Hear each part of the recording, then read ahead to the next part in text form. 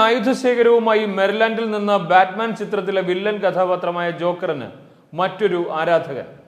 കഴിഞ്ഞ ദിവസങ്ങളിൽ നിരവധി പേരെ കൊല്ലുമെന്ന് ഭീഷണിപ്പെടുത്തിയ ഇയാളെ പോലീസ് അറസ്റ്റ് ചെയ്തു. ബാറ്റ്മാൻ ചിത്രത്തിലെ പ്രധാന വില്ലനായ ജോക്കറിന് അമേരിക്കയിൽ ആരാധകർ ഏറുന്നുവോ?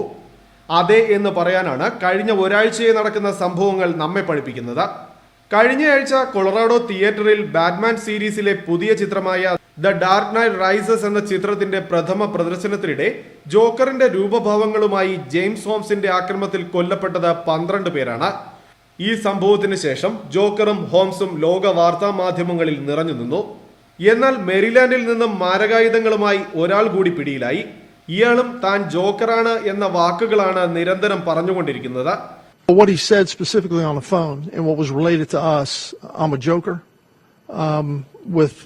In light of what's recently happened, I think it's fairly obvious, and that's the way we took it. തന്റെ ജോലിക്കാരനെ ഭീഷണിപ്പെടുത്തിയ കേസിലാണ് ഇയാളെ പോലീസ് അറസ്റ്റ് ചെയ്തത്. നീൽ പ്രൈസ്കോട്ട് എന്ന 28-കാരനെയാണ് ഇപ്പോൾ പിടികൂടിയിരിക്കുന്നത്. ഞാൻ എന്റെ തോക്കുകൾ സജ്ജമാക്കുകയാണ്, എന്റെ ഓഫീസിലെ എല്ലാവരെയും കൊല്ലാൻ എന്ന പ്രൈസ്കോട്ടിന്റെ വാക്കുകളാണ് പോലീസ് പിടിയിലാകുന്നതിന് ഇടയാക്കിയത്.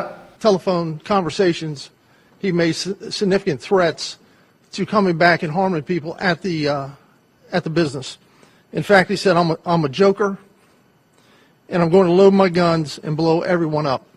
അറസ്റ്റ് ചെയ്യപ്പെടുമ്പോൾ തന്റെ ടീഷർട്ടിൽ തോക്കുകൾ ആരെയും കൊല്ലുന്നില്ല, എന്നാൽ ഞാനത് ചെയ്യും എന്ന വാക്കുകൾ കുറിച്ചിട്ടിരുന്നു. എല്ലാ ഭീഷണികൾക്കും പ്രാധാന്യമുണ്ട്, അതാണ് കഴിഞ്ഞയാഴ്ചത്തെ വെടിവയ്പ് തെളിയിക്കുന്നതെന്ന് Prince George county police chief Mark Magaw പറഞ്ഞു. പ്രൈസ്കോട്ടിന്റെ അപ്പാർട്ട്മെന്റിൽ പോലീസ് നടത്തിയ പരിശോധനയിൽ തോക്കുകൾ ഉൾപ്പെടെ നിരവധി മാരകായുധങ്ങൾ കണ്ടെത്തിയിരുന്നു. കഴിഞ്ഞ ഒരാഴ്ചയായി ഇയാൾ നിരവധി പേരെ ഭീഷണിപ്പെടുത്തിയതായി റിപ്പോർട്ടുകളുണ്ട്. ഇയാൾ പോലീസിനോട് നല്ല രീതിയിൽ സഹകരിച്ചതായും അധികൃതർ അറിയിച്ചു. ഇയാളെ മാനസിക രോഗ ചികിത്സയ്ക്കായി പോലീസ് കൊണ്ടുപോയിട്ടുണ്ട്.